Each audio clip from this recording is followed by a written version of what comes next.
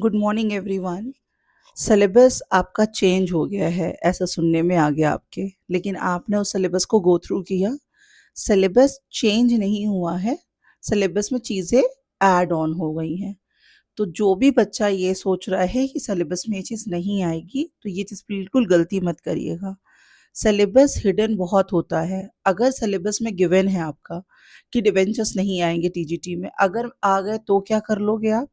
तो कब ऐसा हुआ है कि सिलेबस के अकॉर्डिंग पेपर आया है? एक बार मुझे ये चाहिए, आप लोग विटनेस के साथ ये बात करो। कभी ऐसा हुआ है कि सिलेबस में जो दिया है वही चीज़ें आई हैं? सिलेबस तो बहुत स्मॉल सा दिखा रहा है। अगर बोल दिया गया डिबेंचर्स नहीं आएँगे, अगर आ गया तो क्या कर लेंगे? कह देंगे हम लोग जाकर के फिर प्रोटेस्ट करेंगे वहाँ पे बैठ कर के कि अरे सिलेबस में तो बोला था कि नहीं आएगा, ऐसा कुछ भी नहीं है। रेशियो एनालिसिस कहने की बात है कि पीजीटी का कोर्स है, लेकिन रेशियो एनालिसिस के क्वेश्चन टीजीटी में पूछे गए हैं।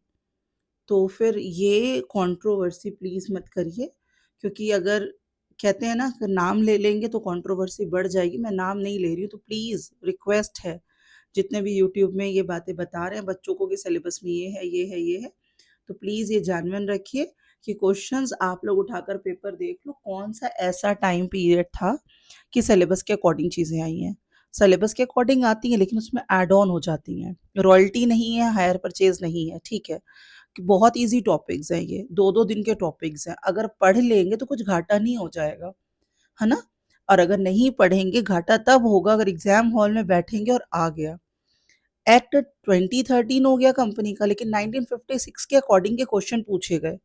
उत्तर प्रदेश सरकार that is of UP board में 1956 के क्वेश्चन पूछे गए थे, जबकि 2013 आ चुका है। फिर उसके बाद टीजीटी में, पीजीटी में 1956 के क्वेश्चन पूछे गए थे। तो ये कहाँ जाकर के हम लोग प्रोटेस्ट करेंगे? तो प्लीज़ हम्बल रिक्वेस्ट है, छोटे-छोटे टॉपिक्स हैं, डिवेंचर टफ नहीं है, हायर परचेज़ टफ नहीं है, रॉयल्टी टफ नहीं है। रॉयल्टी मात्र 1 से 2 घंटे का चैप्टर है और वो क्वेश्चंस जेन्युइन क्वेश्चंस होते हैं कि ये आएगा ही आएगा। तो मैं एक रिक्वेस्ट करूँगी कि स्किप करने की ज़रूरत नहीं है। रॉयल्टी बहुत ईज़ी है। आपको बने-बनाए 20 क्वेश्चंस अगर आप कर लोगे, उन्हीं 20 में से आपके पेपर में 1 है, ये श्योर है।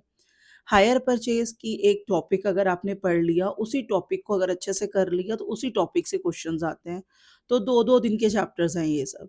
तो हम कैसे कह दें कि वो स्किप करना है? हाँ, आप लोगों के सिलेबस में आ गया कि नहीं है।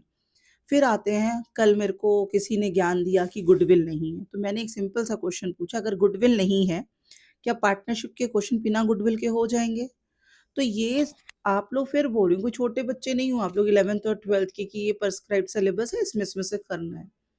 आप लोग फिर से एक पेपर दे रहे हो, आपको टीचर बनने जा रहे हो, तो ये चीज़ मत बोलो कि क्या आएगा, क्या नहीं आएगा पेपर में। जितना सिलेबस है वो तो करना है, लेकिन सिलेबस तक पहुँचने का रास्ता जो हिडन सिलेबस के रूप में आता है, उसको भी करना पड़ेगा। तो हड़बड़ाइए मत, प्रिपरेशन को प्रिपरेशन की तरह करिए। ठीक है, सिलेबस अपडेट हुआ है, चेंज नहीं हुआ है, अपडेट हुआ है, तो इसको अपडेटेड ही रहने दो, ठीक है? तो प्लीज़ मिसलीड होना और करना दोनों बंद कर दो। Thank you so much.